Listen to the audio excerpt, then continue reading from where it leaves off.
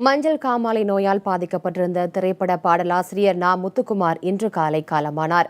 அவருக்கு வயது 41. முகப்பேரில் உள்ள அவரது வீட்டில் ஏராளமான திரையுலகினர் குவிந்துள்ளனர். காஞ்சிபுரத்தில் பிறந்த அவர் 2000ஆம் ஆண்டு தமிழ் திரையுலகில் வீரநடை திரைப்படத்தின் மூலம் அறிமுகமானார்.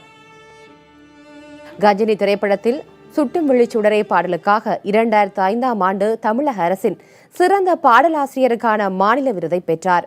தொடர்ந்து 1500க்கும் அதிகமான பாடல்களை எழுதியுள்ள அவர் 2013 மற்றும் 14ஆம் ஆண்டின் சிறந்த பாடலாசிரியருக்கான தேசிய விருதை பெற்றுள்ளார். சமீபத்தில் வந்த மீண்டும் ஒரு காதல் கதைப்படம் நா. முத்துக்குமாரின் பாடல் வரிகளை கொண்ட கடைசி படமாகிவிட்டது.